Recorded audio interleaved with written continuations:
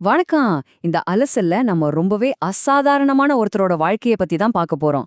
அவர் பேரு இளையான்குடி மாரநாயனார். இவரோட அசைக்க முடியாத நம்பிக்கையும் கொஞ்சம் கூட சுயநலமில்லாத அந்த பிரம்மாண்டமான விருந்தோம்பலையும் பத்தி நாம ஆழமா தெரிஞ்சுக்க போறோம். வாங்க, தயாராயிக்கோங்க, கதைக்குள்ள போகலாம். சரி, இந்த விஷயத்துக்குள்ள போறதுக்கு முன்னாடி நான் ஒரு கேள்வி கேக்குறேன். உண்மையான பக்தி இல்லனா உண்மையான சேவைங்கிறது என்ன? நம்மகிட்ட எல்லாம் இருக்கும்போது ரொம்ப சுலபமா மத்தவங்களுக்கு கொடுப்பதா? இல்ல நம்மகிட்ட எதுவுமே இல்லாதப்போ நம்ம சொந்த தேவைகளே தியாகம் செஞ்சு மத்தவங்களுக்கு கொடுப்பதா? கொஞ்சம் யோசிச்சு பாருங்க. இந்த கேள்விக்கான விடை தொண்டுங்க என்ன அப்படிங்கிற உங்களோட பார்வையே கண்டிப்பா மாத்திடும். முதல்ல இந்த நாயன்மாரோட அறிமுகம், அவர் பின்னணி என்னங்கிறதா பாத்திரலாம்.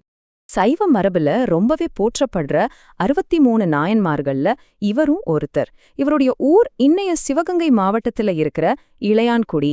ஒரு வேளாண் சமூகத்துல பிறந்த இவரோட அவதாரம், முக்தி எல்லாமே இந்த ஊர்ல தான் நடந்துச்சு.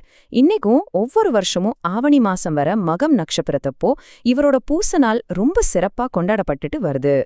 அடுத்ததா இவரோட செல்வமும் அடியார்களுக்கு அவர் செஞ்ச தொண்டும் எப்படி இருந்துச்சுன்னு பாப்போம். ஆரம்பத்துல பாத்தீங்கன்னா விவசாயத்து மூலமா குபேரனுக்கே நிகரான ஒரு பெரிய செல்வத்தை அவர் சேர்த்து வச்சிருந்தார். ஆனா அந்த பணத்தை அவர் எப்படி பயன்படுத்தினார் அப்படிங்கிறது தான் இங்க விஷயமே. சிவனடியார்கள் யார் அவர் வீட்டுக்கு வந்தாலும் சரி, உடனே ஓடி போய் வரவேற்று கைகூப்பி வணங்கி ரொம்ப இனிமையா பேசி அவங்கள சந்தோஷப்படுத்துவார். அது மட்டும் இல்லாம தினமும் அவங்களுக்கு மாஹேஸ்வர பூஜை செஞ்சு ஒரு பிரம்மாண்டமான விருந்தே படைப்பார். இதுதான் அவரோட அன்றாட வழக்கமா இருந்துச்சு. இப்போ ஒரு முக்கியமான கட்டத்துக்கு வர்றோம். வறுமையிலும் அவர் எப்படி விருந்தோம்பல தொடர்ந்தார் அப்படிங்கறத பத்தி பார்க்கலாம். உங்களுக்கு தெரியும், ஒரு மனுஷனோட உண்மையான கேரக்டர் அவன்கிட்ட எல்லாமே இருக்கும்போது வெளியே வராது. எதுவுமே இல்லாதப்பதான் முழுசா தெரியும். இறைவனோட ஒரு திருவிளையாடலால் மாரநாயனாரோட செல்வம் கொஞ்சம் கொஞ்சமா குறைய ஆரம்பிச்சு கடுமையான வறுமை வாட்டத் தொடங்குது. ஆனா இந்த நிலைமையில அவர் என்ன செஞ்சார் தெரியுமா? கொஞ்சமும் தயங்காம தங்கிட்ட இருந்த நிலங்கள் எல்லாத்தையும் வித்தார். கடன்கள் நிறைய வாங்கினார். எவ்ளோ வறுமை வந்தாலும் சரி, அடியார்களுக்கு உணவளிக்கிற அந்த ஒரு பணியை மட்டும் அவர் நிறுத்தவே இல்ல. இப்ப நாம பார்க்க போறதுதான் இந்த வரலாற்றிலேயே உச்சகட்டமான ஒரு பகுதி. அதாவது அந்த நள்ளிரவுச் சோதனையும் அந்த நெல் விதையும். நிலைமைய கொஞ்சம் கற்பனை செஞ்சு பாருங்க. வெளிய பயங்கரமான மழை. அன்னிக்கு பகல் முழுக்க உணவு கிடைக்காம மாரநாயனாரும் அவர் மனைவியும் ரொம்ப பசியோட இருக்காங்க. ரொம்ப நேரம் காத்தும் எந்த ஒரு அடியாரும் வரல. சரி, தூங்கலான்னு நினைக்கிற அந்த நேரத்துல நள்ளிரவுல ஒரு கதவு தட்டுற சத்தம். வெளிய பார்த்தா சிவபெருமான் ஒரு அடியார் வேஷத்துல குளிர்ல நடுங்கிட்டு நிக்கிறார். வீட்டுக்குள்ள உணவும் கிடையாது, சமைக்க ஒரு சின்ன விறகு கூட கிடையாது. இந்த ஒரு இக்கட்டான சூழ்நிலையில மாரநாயனார் என்ன செஞ்சிருப்பாருன்னு நினைக்கிறீங்க? அவர் செஞ்ச விஷயம் உண்மையிலே மெய் சிலிர்க்க வைக்கும். முதல்ல வந்த அடியார முக மலர்ச்சியோட உள்ள கூப்பிட்டு உட்கார வைக்கிறார். அப்புறம் என்ன பண்றாருன்னா, அந்த கொற்ற மழையில இருட்டுல சேறு நிறைஞ்ச தன்னோட வயலுக்கு போறாரு. அன்னிக்கு பகல்ல தான் விதைச்சிட்டு வந்த அந்த நெல் விதைகளை தண்ணிக்குள்ள மூழ்கி தன்னோட கைகளாலேயே தேடி எடுத்துட்டு வராரு.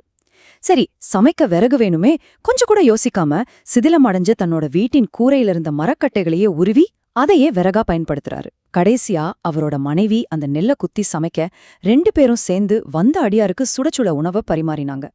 நினைச்சு பார்க்கவே பிரமிப்பா இருக்குல்ல. இறுதியா இந்த மாபெரும் தியாகத்துக்கு கிடைச்ச இறைவனின் திருவருளும் முக்தியும் பத்தி பாப்போம். அந்த அடியார் சாப்பிட போறாருன்னு இவங்க காத்திருந்தப்போ அங்க ஒரு பெரிய அற்புதம் நடக்குது. வந்திருந்த அந்த அடியார் திடீர்னு மறையறார். கண்முன்னாடி வானலாவிய ஒரு பேரொளி பிளம்பா, ஒரு பிரம்மாண்டமான ஜோதியா அவர் மாறுறார். இத கொஞ்சம் கூட எதிர்பார்க்காத மாரநாயனாரும் அவர் மனைவியும் அப்படியே பேச்சிழந்து திகைச்சு போய் நிக்கிறாங்க. ஆமாம், அந்த ஒளிப்பழம்பிலிருந்து சாக்ஷாத் சிவபெருமான் உமாதேவியாரோட தன்னோட ரிஷப வாகனத்துல முழுமையான தோற்றத்துல காட்சி தர்றார். மாரநாயனாரோட ஈடு இணையற்ற கொஞ்சம் கூட சுயநலமில்லாத அந்த விருந்தோம்பல பார்த்து மகிழ்ந்த இறைவன் அந்த தம்பதியருக்கு தன்னோட சிவலோகத்துல நிரந்தரமான பேரின்பத்தை கொடுத்து ஆசிர்வதிக்கிறார்.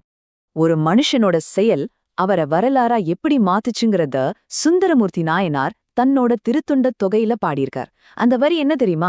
இளையான் தன் குடிமாறன் அடியார்க்கும் அடியன். அதாவது சிவனடியார்களுக்கு அடியவனா வாழ்ந்த அந்த இளையான்குடிமாறனுக்கு நானும் ஒரு அடியேன் அப்படின்னு ரொம்ப பெருமையா பாடுறார். இதை விட ஒரு பெரிய அங்கீகாரம் உலகத்துல இருக்க முடியுமா சொல்லுங்க?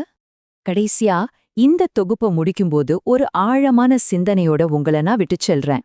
உங்ககிட்ட எதுவுமே இல்ல, நீங்களே ரொம்ப கஷ்டத்துல இருக்கீங்க.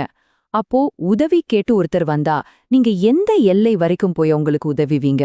இளையான்குடி மாரநாயனாரோட இந்த அர்ப்பணிப்பு இன்றைய நவீன உலகத்துல வாழ்ற நம்ம எல்லாருக்குமே ஒரு மிக பெரிய பாடம். இன்னொரு ஆழமான அலசலோடு உங்களை நான் மறுபடியும் சந்திக்கிறேன்.